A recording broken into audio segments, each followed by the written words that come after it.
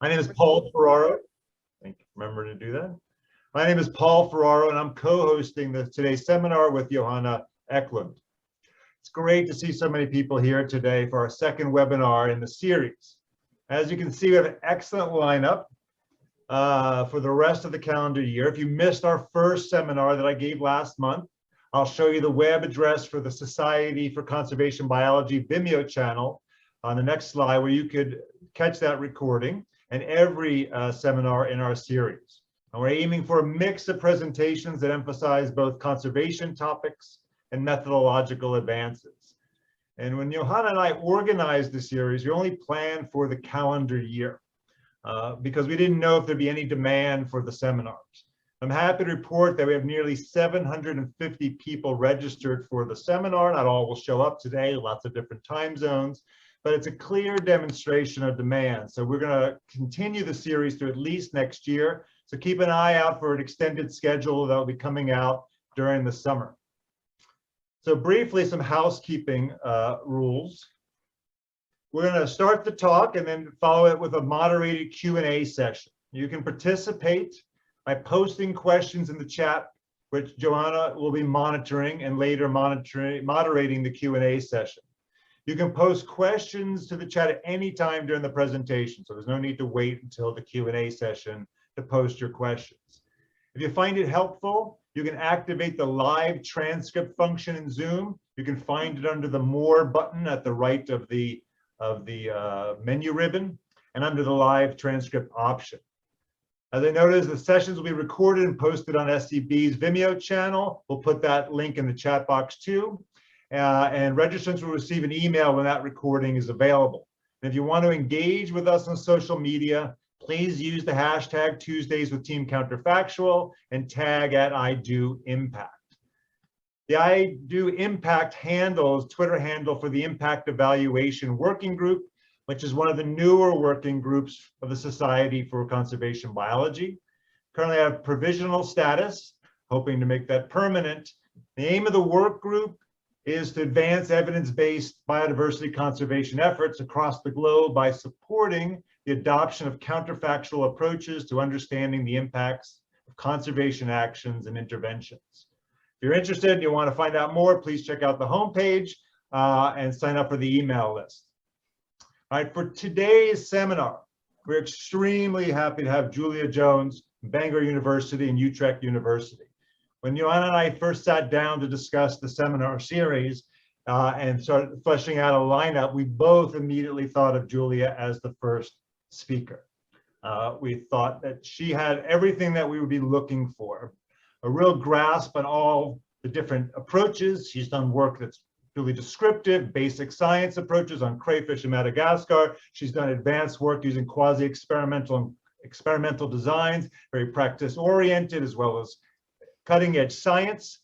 She's worked geographically in a variety of different context domains. She's collaborated with practitioners, with scientists across disciplinary spectrums.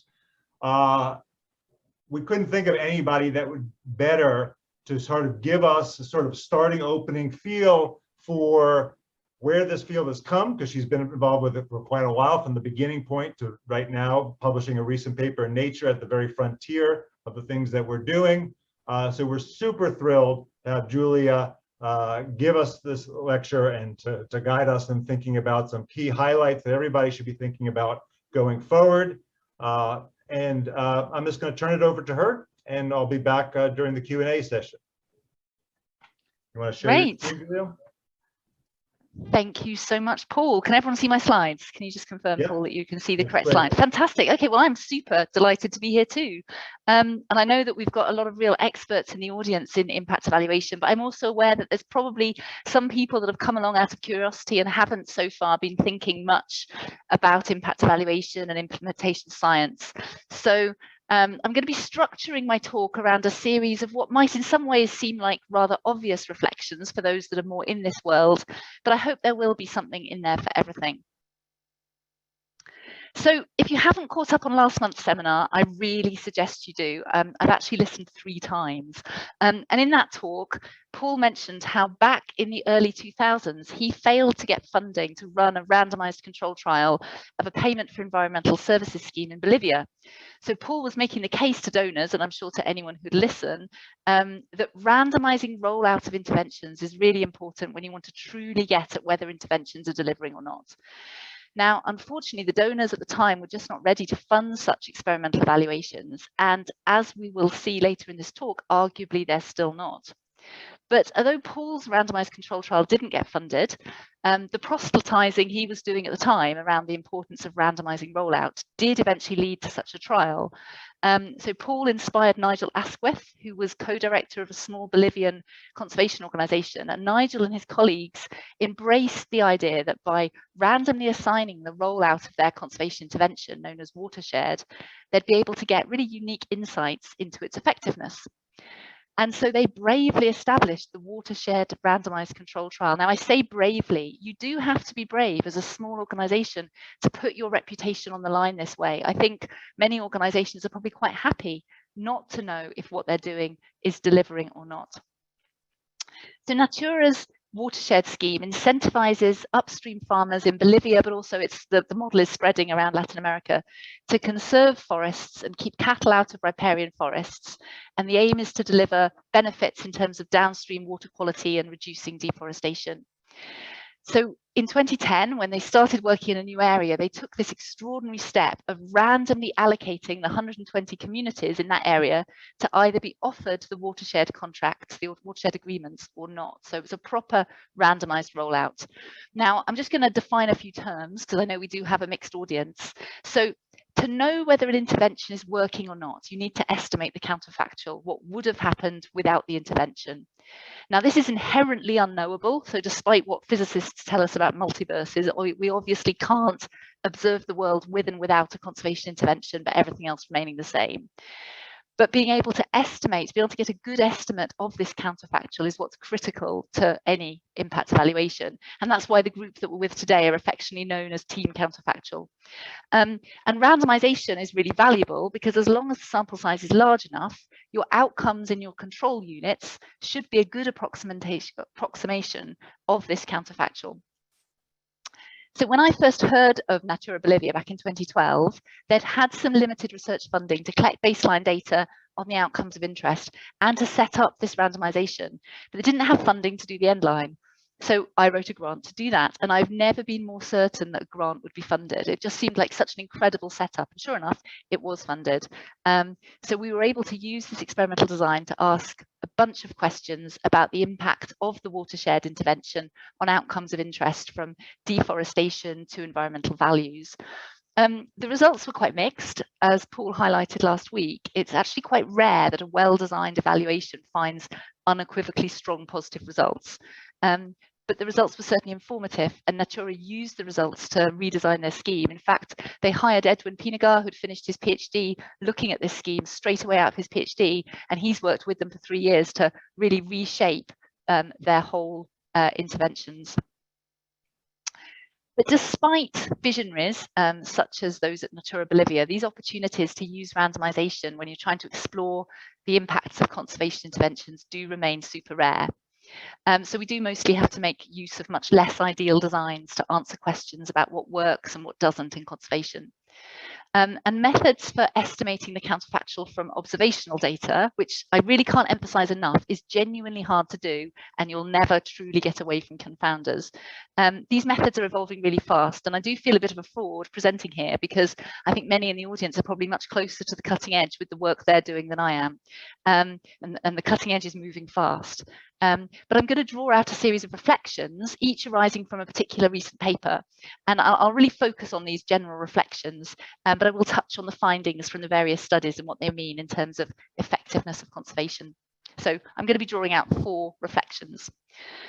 And the first really is that despite huge progress, counterfactual methods are still quite far from the mainstream in conservation science. And I'm going to make this point using our experiences publishing a recent paper in Nature that explores the impact of protected areas on waterbird populations. And this is the result of a fantastic collaboration led by Hannah Wochop. And in this paper, we worked with this incredible data set, 27,000 populations of water birds that have been counted for at least 14 years, many up to 14 years, across about 4,500 sites. And we used this data set to explore how protected areas have impacted species trends. So we matched populations at sites that became protected during the time series with unprotected sites, and then we explored the change in trend in both control and treatment populations. And we selected our match sites, our control sites, based on geographic covariates that we think are likely to influence both whether a site becomes a protected area and also to influence outcomes of interest, in this case, the trends in waterbird populations. And we also matched on the trend in species population at a site in the period before the protection was introduced. Now, I don't think it's controversial to this audience to say that the econometrics literature is way ahead of conservation science with respect to causal inference. And when Hannah and I started working together on the global analysis, we realized we were going to have to go beyond the sort of models that we were familiar with. And this was primarily because we wanted to be considering changes in trend as well as just a change in mean before and after an intervention. So if we look at these plots here, which are taken from a paper we went on to publish aimed at ecologists, published in Trends in Ecology and Evolution, to try and help ecologists navigate the quite complicated literature on impact evaluation from time series data. If we look just at the left-hand column, which is just a simple before-after framework, the data in all of those three plots in a row, going down the left-hand column, they're all identical data. All that's different between those is the type of model that's fitted. So whether it's just looking at the mean and the change in mean before and after, or whether it's allowing a change in slope. And you can see quite a different interpretation whether you're allowing this change in slope or just a change in mean.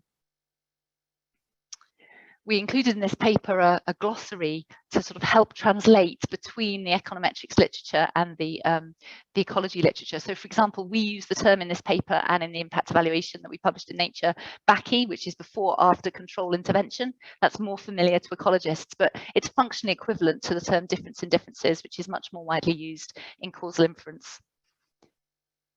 And of course, we did find relevant literature in the economics literature, particularly, that helped us tackle this problem.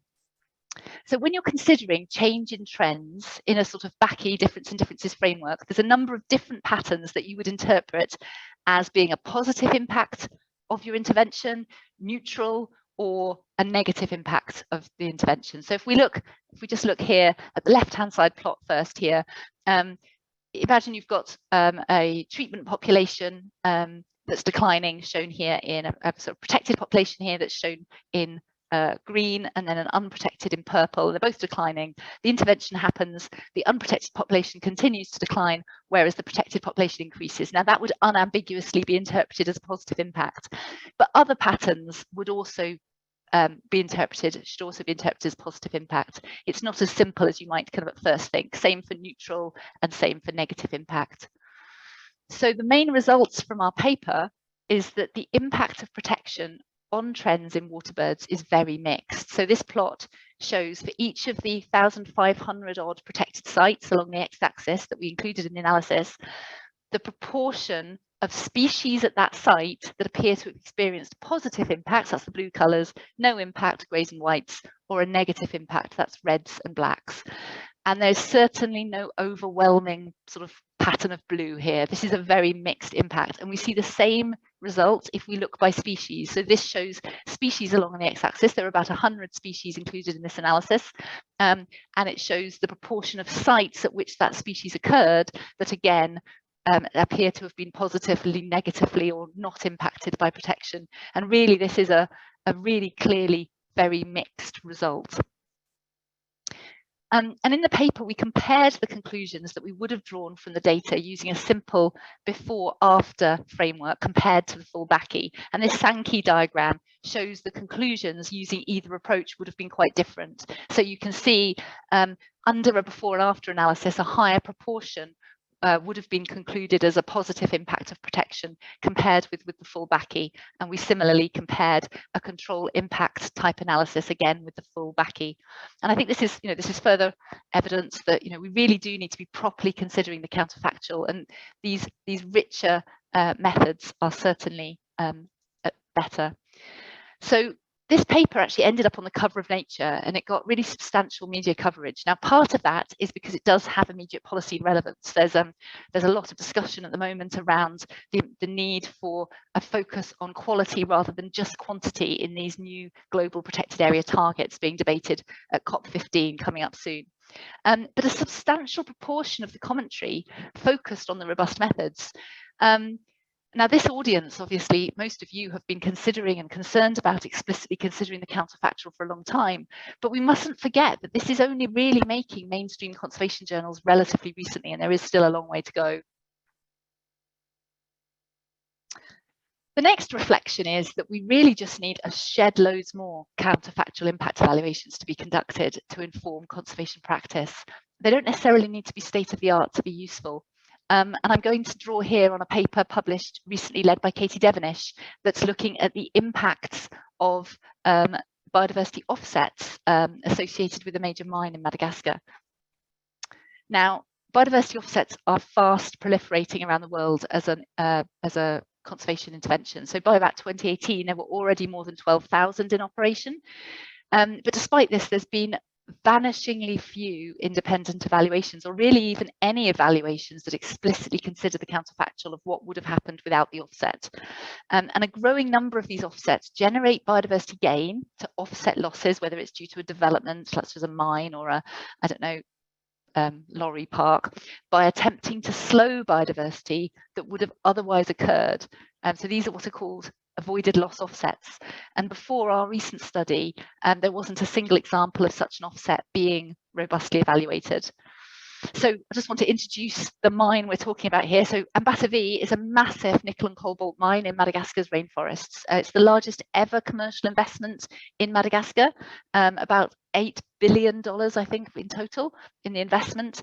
And the mine and associated infrastructure required about 2,000 hectares of forest to what the mine, somewhat euphemistically, I would refer to as significantly impacted.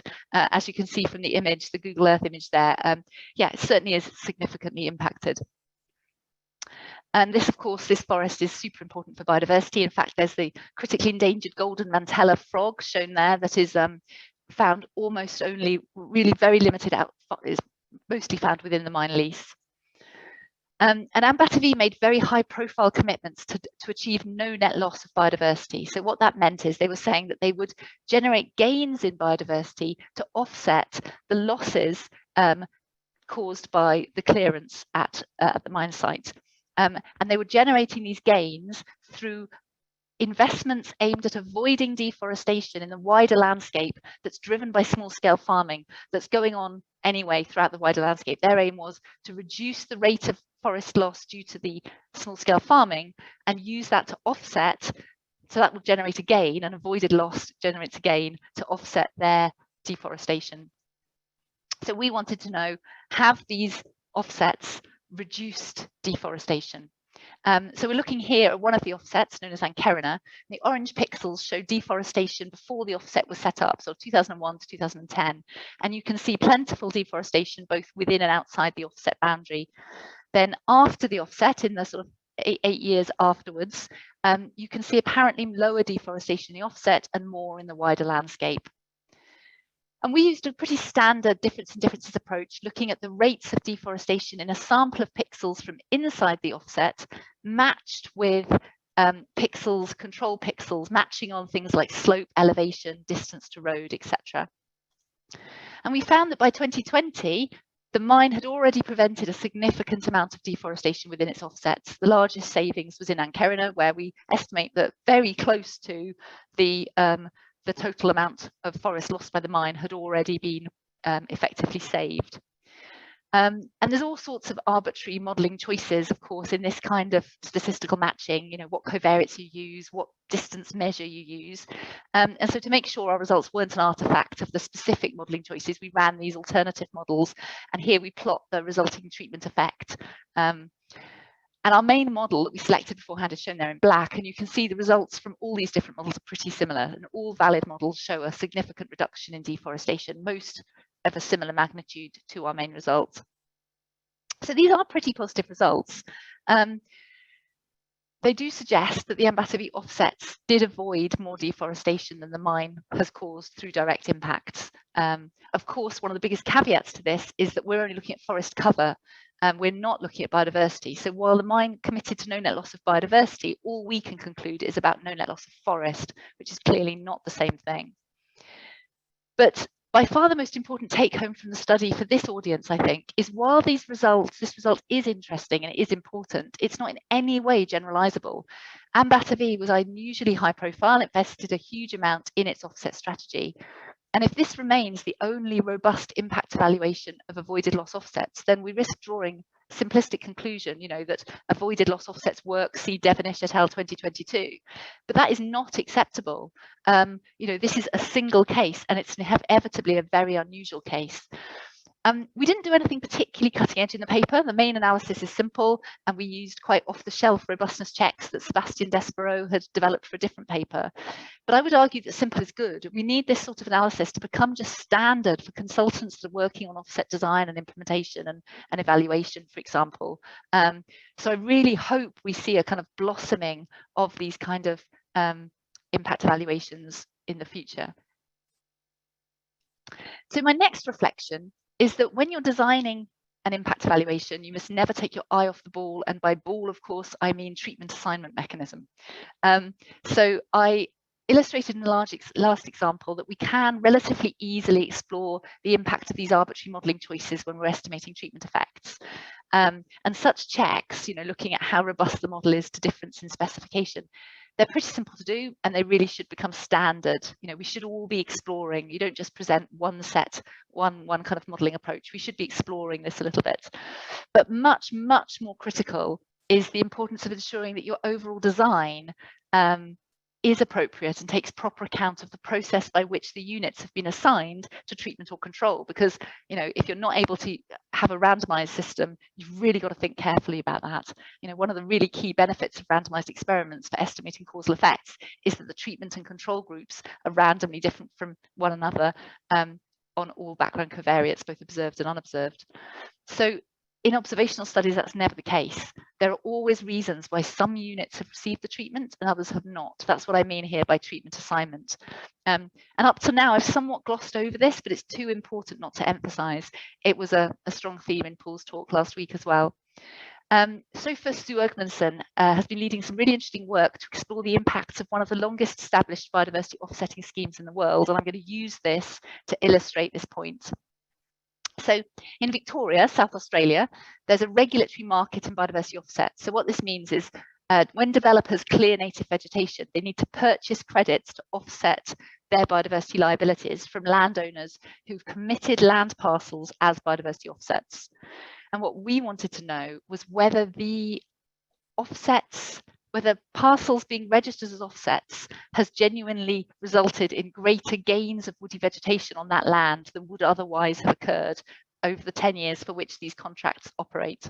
So we're interested in that question of additionality, really.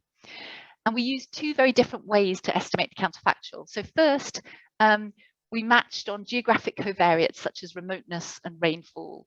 Now, when you're selecting such covariates to use in matching, what you're saying is that you believe that these things influence outcomes of interest and selection to the treatment. So in this case, whether a site was designated as an offset. Now, it's very clear that these factors can affect the outcome of interest, woody vegetation growth. So this plot, essentially, it shows the mean changes in the mean proportion of land parcels that were covered with woody vegetation across the offset, shown in pink, and the matched counterfactual sites in blue. And the offsets were designated in 2007, 2008. That's the vertical dashed line.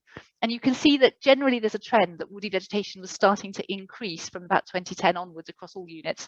This is because of the end of the millennium drought that really affected Australia.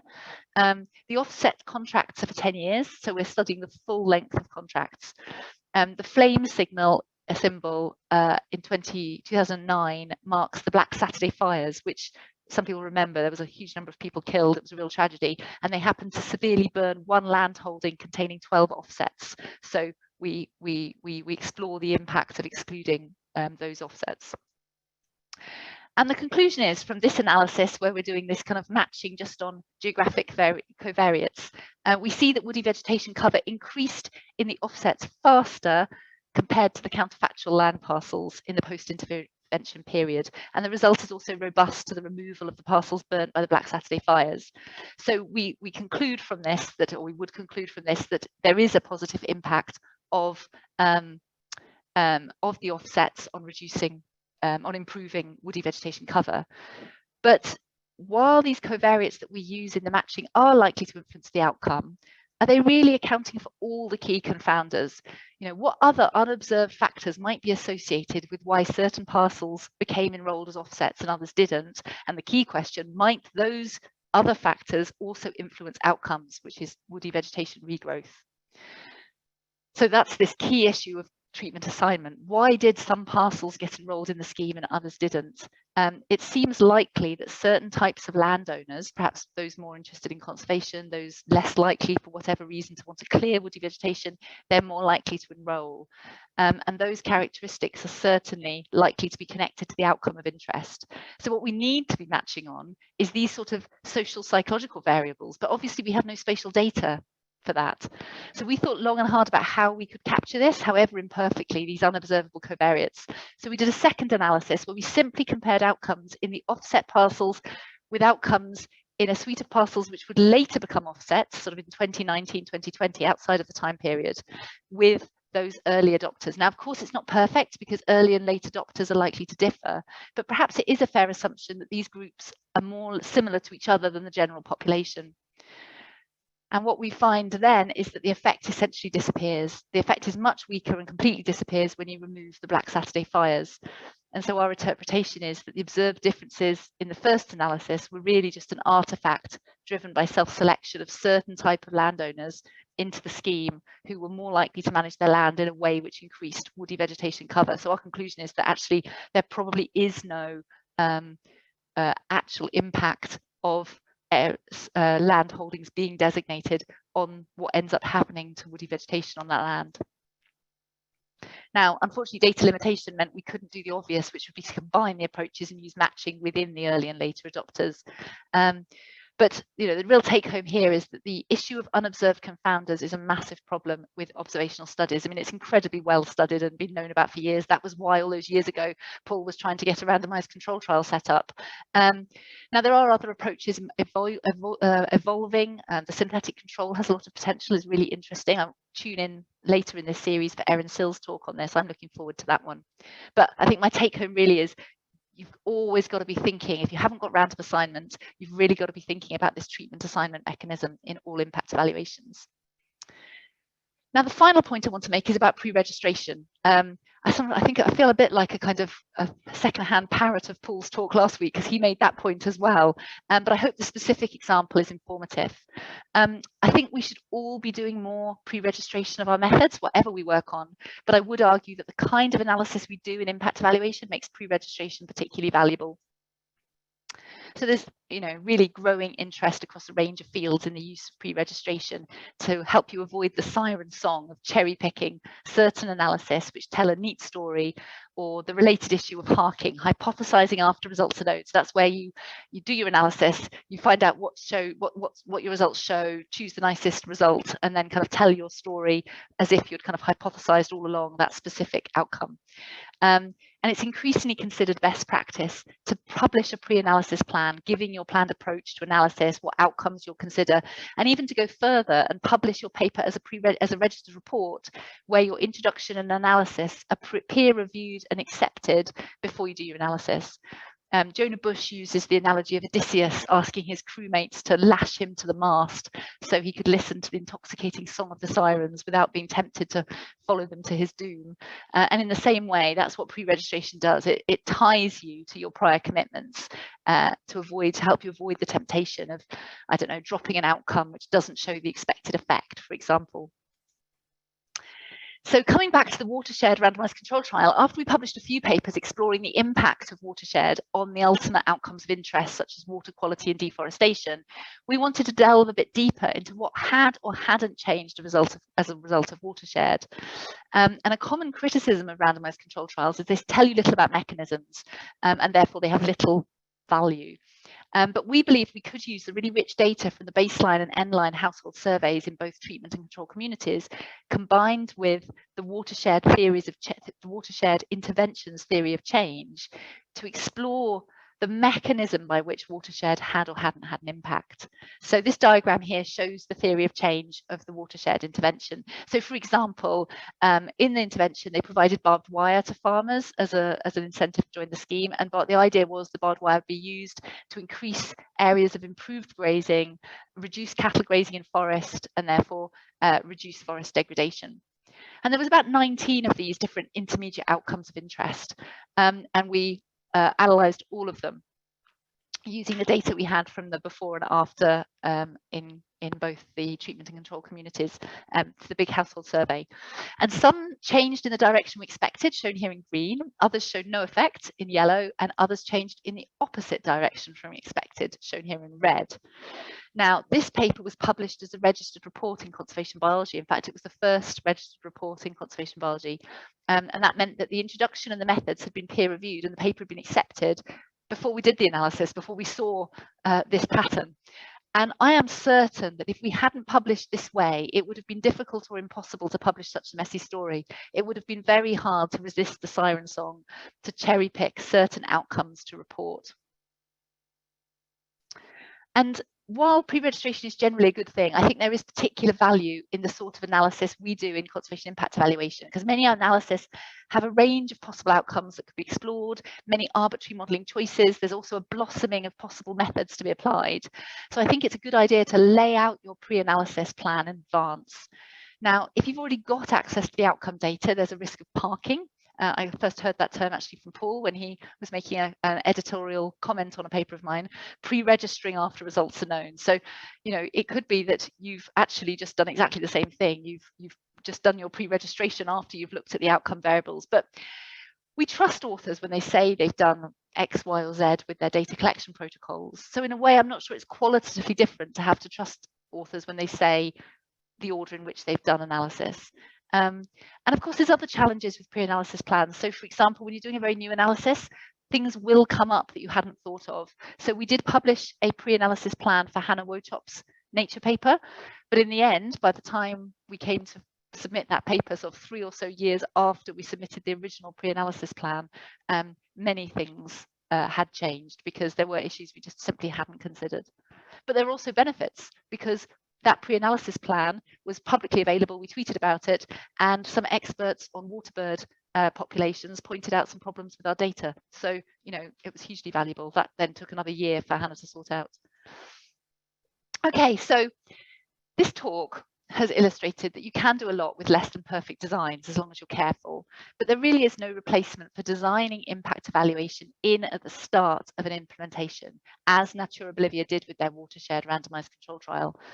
Now, we know that Natura used the results of this RCT to improve their program, but what have been the long-term impact of this real, you know, innovative and kind of brave 10-year effort to learn from their intervention in this way? Now, I'd love to be able to tell you that donors have flooded to support an organisation so keen to learn from what's working and what isn't, and that other conservation organisations have leapt to follow their lead. But sadly, this hasn't really been true. I've been aware over the last few years that Natura have been struggling to interest donors in the fact that their intervention has been evaluated and adapted in this way. So I caught up with Nigel Asquith the other evening to ask for his reflections on their experience, and I have a quote from Nigel. The RCT showed us where and how Natura could improve the watershed intervention. I've been astounded, gobsmacked being the more technical term, that donors have demonstrated no interest in the fact that Natura have achieved this. As long as there is a lack of interest from donors in taking into account evidence that evaluates impact, no practitioner will have an incentive to invest in research to collect such evidence. And we will all continue in monitoring project indicators and investing nothing in evaluating programme impact.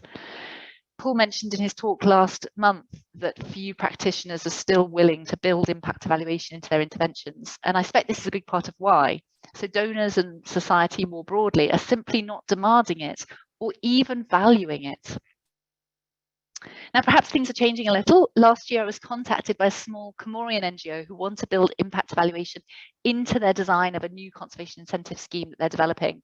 And we wrote a grant. And in fact, Edwin Pinagar, who's one of the organisers of Team Counterfactual, has actually just got back from the Comores from a preliminary trip. And it's super exciting to have this project and to be able to really think how we're going to kind of build impact evaluation into their scheme. And I think there is rapidly growing awareness and interest and expertise in impact evaluation and conservation. I mean, this group is testament to that. And my strong prediction is that if anyone is investing in learning these kind of methods now, they won't regret it. I think it's going to be a fruitful research area for years to come. And there's going to be increasing demand for the skills from both conservation policy and practice, or at least I certainly hope so.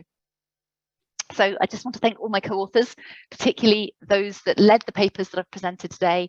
And I want to mention our colleague David Crespo, who was an integral part of the watershed evaluation, but was tragically killed in a bus crash last year.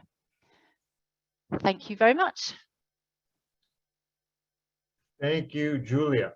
So I think everyone can see that Johanna and my faith in Julia was not misplaced. That was an amazing presentation, huge amount of food for thought.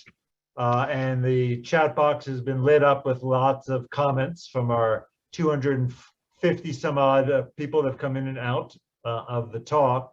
So I'm going to turn it over to Johanna, who's been trying to manage that chat box. I don't envy you, to moderate the session. We've got about maybe 15 to 20 minutes to do it, and then we'll wrap up at the end. I know Johanna's been troubling to you to have to take all these comments from Johanna Eklund in the chat box. That must be a strange experience, but over to you. So apparently, sorry, we seem to have some weird technical problems. So many of you are Johanna Eklund, but you should be able to rename yourself. But let's not waste more time on that and just go ahead with the questions. And I think I spotted some that I think is probably speaking for a lot of us here. So Charles Latremol posed a question to Julia where he's asking that you mentioned for a couple of times that simple analysis should become the norm. And if you could recommend a specific publication that would serve as a kind of one-stop shop. Because I think clearly people, I mean, there is a great interest in these things, but we all know that carrying them out are quite complicated. So how could we better design simple treatments and conduct simple analysis to actually generate the evidence? And I think especially because knowing that many of the people in the audience are actually on the practitioner side and really interested to be part of generating this evidence, could you help us and them forward? I think that's a really interesting question because there's simple and there's simple. So, you know, I don't know if those of us that are active on kind of causal inference Twitter, my mind is blown on a kind of almost daily basis with new papers coming out, and you know, it's extremely challenging. And I'm someone who's actively publishing in this area. So if you're a practitioner who, you know, maybe is not in a university setting and doesn't have the privilege of postdocs and PhD students who are whizzes with R all around them, then you know, it's even more daunting to try and do this. But I think I would say that the first thing I would say is counterfactual thinking just needs to be at the heart of all of this. So just having an incredibly clear idea, you know, if you want to know, is your intervention working? What would the world look like without your intervention, and how can you approximate that? It might almost be, you know, you're not always going to be doing sort of statistical modeling of your counterfactual. It might be even as simple as theory-based approaches where you're simply going, okay, we think the intervention has worked. You know, if the intervention was working, these things will have changed.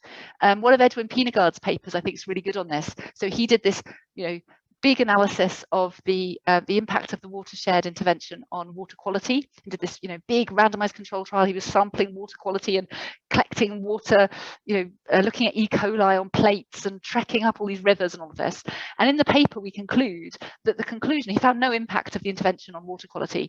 And in the paper, we conclude that actually you didn't need to do any of that to have the same conclusion, because if you just looked at where the intervention had ended up, where the parcels of land had been enrolled, almost none of them were actually in areas of forest there would be any mechanism by which they could improve downstream water quality that was being drunk by people. It's just because of where they were. All we needed to do was actually just look at where the intervention had been had been implemented. So, you know, you don't always need some big complicated statistical approach. What you do need is clarity in your mind about what would the world look like without that intervention. But Right. I also think there's a huge market for well-trained conservation scientists that are coming out of graduate programs, etc. now with the skills to do some, you know, a difference in differences, a synthetic control, etc., and that understand the different models and the different approaches, even if they're not at the absolute cutting edge of understanding staggered implementation and all of that. Yeah.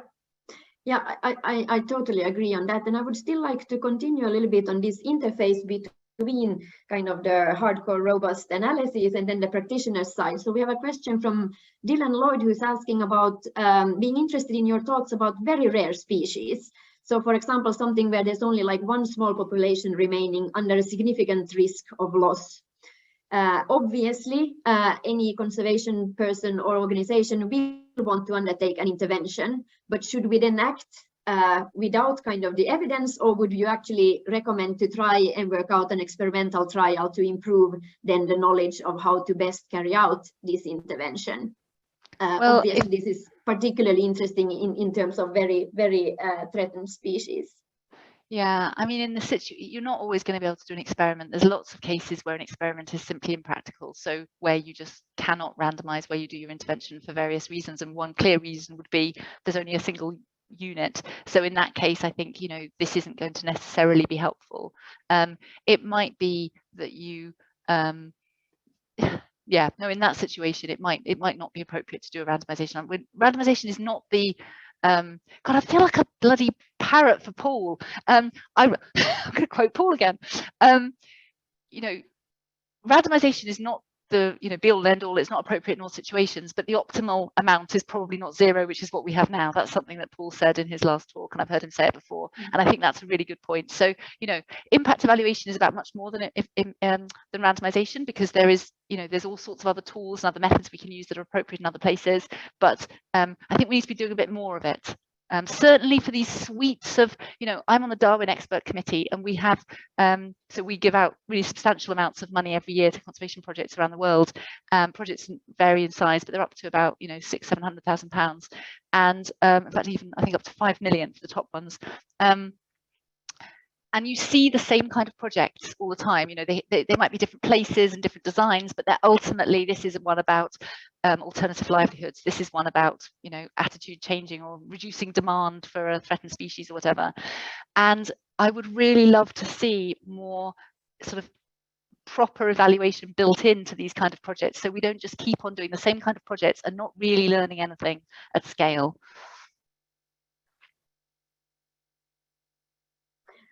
Great. And then the next question would be from Sebastian Costedot about the mining study. So were you actually able to discuss the study design with the mining company and also other Malagasy decision makers beforehand?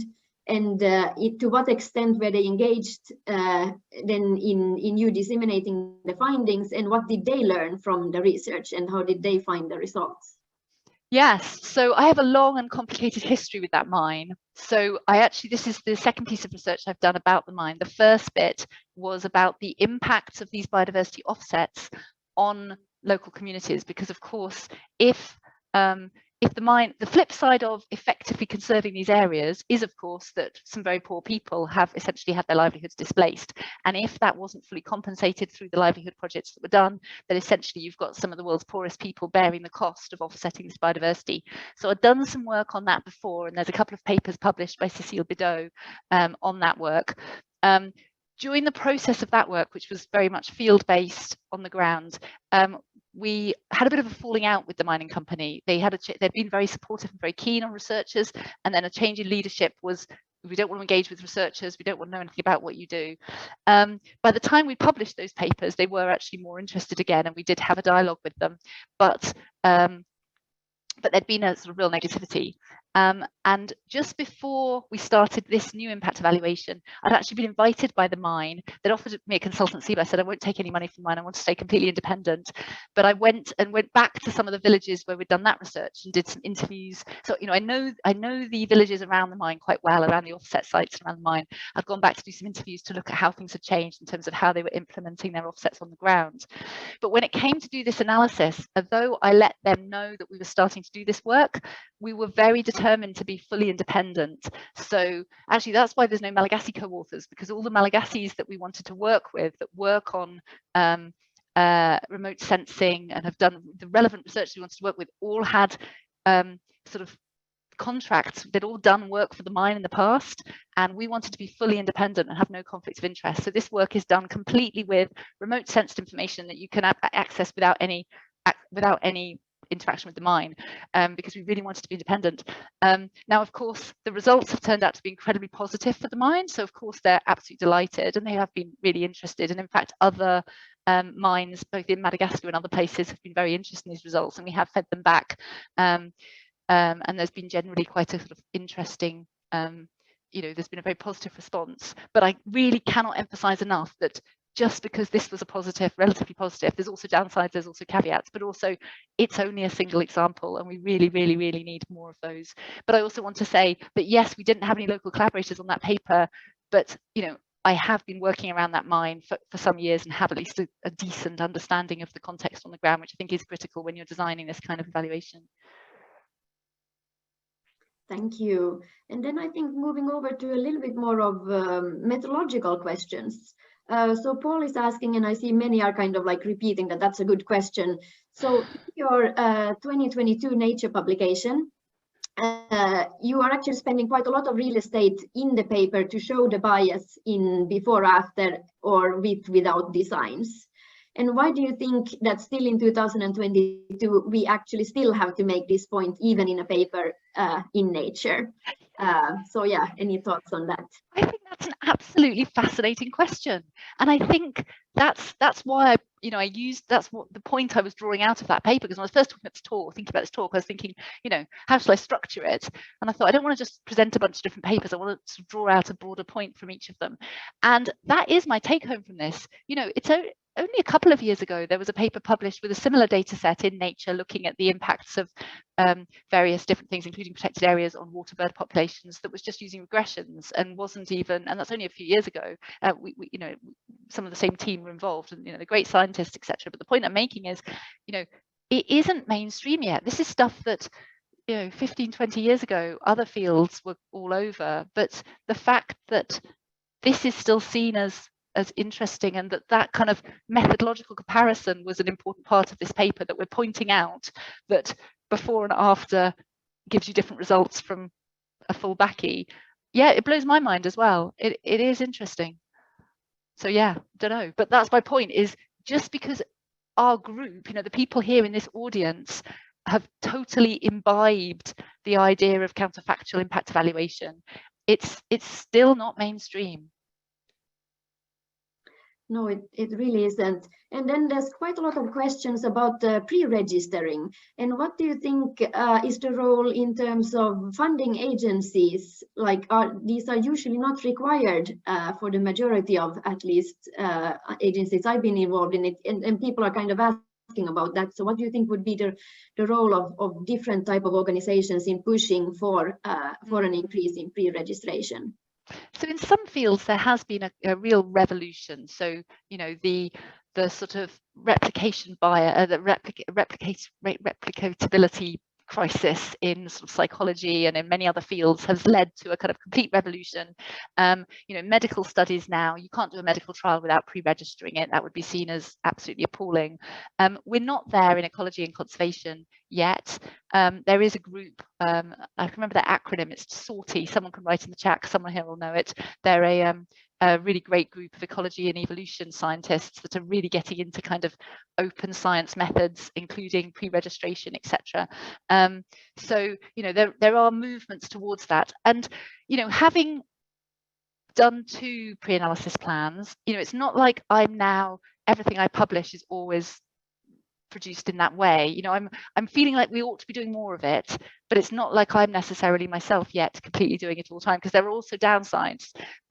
Jonah Bush, I saw a fantastic talk by Jonah Bush where he talked about, you know, it's much harder to write a very sexy paper from a paper that you've pre-registered your analysis, because you have to sort of bet hedge everything and include, you know, all possible things. You can't tell the nice, neat, tight story. So, you know, we don't currently incentivize that. You know, there needs to be a real change in culture for people to be willing to put their sort of best potential stuff analyzed in that way. So I think it's going to be a slow process, and I think also the problem, certainly with pre-registration, the problem is timing. So, you know, you've got a postdoc coming to an end of a project, you need to push on and do the analysis. You can't be hanging around waiting. So what we did with the conservation biology paper was we submitted the introduction and the methods, the stage 1 paper, and then actually we'd submitted it. I think we waited for one round of reviewers' comments, and then she started work on the analysis, and we decided, well, if they ask for big changes, we'll just submit it somewhere else as a new paper, and if they say that what we submitted is accepted, then we will have now finished the analysis. But we couldn't have her spending 3 months just sitting around waiting. We had to get on with the analysis, and that is a challenge with that kind of pattern. I was going to jump in because I don't know, Johanna, if you can see all the recent chats, so I just will throw one from a recent one. Julia, you reflected on the dauntingness and complexity involved. Who should be involved in conducting these kind of impact evaluations? Is this something field practitioners are already busy running grants and interventions should be conducting, or is it something academics should lead on, or is it both? And if so, how do we bring it together practically? So it's one of the, you know, it's one of the inherent challenges of this, is because it can only happen if it's got both working alongside each other from the start. You need the researcher teams embedded with the practitioners and working really, really closely. And the way funding works, you know, it's going to be different funding, just because, you know, research funders are willing to fund academics, but you're never going to get the, you know, the costs covered of how much it costs to pay postdocs, pay etc. on a practitioner grant. It's just not going to happen. They have to be parallel funding, and so we're going to need funding schemes designed. Although, you know, I remember, you know, I was shocked to hear that you had a scheme running for years, able to do that kind of work when you were working before Paul, and nobody came up with the money, nobody actually applied for it. But I think now the time is right. There is a fascinating paper just come out of Nigel Asquith and the Natura Bolivia people. There's a special issue led by DeVos on parachute science, and it's about the kind of how science, the kind of implementation of science in lots of fields, particularly conservation, and the kind of nature of researchers parachuting in. And the Natura team wrote a reflection very much from their perspective on the whole experience of the watershed intervention, because they see it as very much, they had the vision, they had the direction, they wanted to run this randomized control trial, and they brought in teams of researchers that came and went. So the researchers that were involved in the original randomization didn't actually end up staying involved. I then got involved and wrote a grant, and they've had other teams coming and going over time, but they see it very much as, you know, it was their initiative, it was led by them, and I do genuinely think it couldn't have been any other way. You know, it had to be ultimately led by them at the heart of it all. Great. Can I just one follow-up on the registry report? Was your overall experience positive, or that you would do this again? 100%. I know you said that you wouldn't get it published had you not done it, but I'm just wondering about the experience itself. 100% positive, 100% positive. Yeah, absolutely. It forced us to really think about our methods. It forced us to, and the analysis when we eventually did it was so easy because we had thought it all through. And as I say, I mean, obviously, in that case, I probably had a bit of an idea ahead of time. This is going to be a messy story. Let's think, oh, a registered report will help us here. But I really wanted to tell the full story. I did not want to be forced into a kind of cherry picking, kind of park-harking type situation. But I still think for other analysis, it would be worth doing. Yeah, I would say. Oh, good, good, because there's been some feedback that reviewers are actually harder on registered reports, knowing that they won't be able to do anything once they see the results, that they tend to put up more challenges in the beginning, which, you know, would then reduce the incentives. But I'm glad to hear your experience was positive. I think it is really hard for reviewers because, you know, they're like, well, I don't know if it's interesting or not. It depends what it shows. But the whole point is it shouldn't depend on what it shows. Right. That's right. Johanna, do you have another? We have one more question. I've got one I pulled from the group, but if you have one, go ahead and ask it. No, please go ahead. Yes, I'm struggling to keep up with everything, so I think I'm missing the end. Yeah. So this is, I think, a tough one for lots of practitioners working the field or doing these single site interventions. And we have a lot of context dependencies. So someone was asking, you brought up the point that your particular study was just a single site, we shouldn't go and extrapolate, but how do we deal with context dependency when making inferences from single site in robust counterfactual impact evaluations? At some level, you need more of them. Like at some level, you need more of them, but that's no excuse to say that that's not to say they don't have value. The world is made up of case studies. The world, it's better to do something well and learn about what it means there. And often you can draw out some general, but yeah, you need more of them. We just need a lot more. And these kind of efforts that have been made, I know you've been involved some, Paul, where you are systematically trying to coordinate kind of impact evaluations across a suite of sites, et cetera, et cetera. Yeah, and we'll see a presentation on that in November. So I wanted to just spend the next 3 minutes just making sure everybody knows about our next talk. So we're taking a 2-month summer break for July and August, and we'll be back in September with Johan Oldekop giving a presentation on multiple outcomes from multiple policies, insights on multidimensional sustainability from policy mixes. This presentation, if you came in late and want to see some of the beginning, because it was fantastic from start to finish, will be on our Vimeo site. And if you've registered, you'll get an email notifying you when that's up. It often takes about a week. So I want to join Johanna and say, Julia, thank you so much for that fantastic presentation. It was perfect for what we were looking for. I think everybody learned a lot. There was a lot more in the chat. We'll actually send it to you so you can just see what other people were saying. And many questions that people didn't get answered. You feel free to follow up with any of us or anybody in the chat box to follow up on those topics. But I just want to give a hand to Julia. Thank you so much for that presentation. And thank you all for attending. And we'll see you in September. Bye-bye, everybody. Thank you all so much.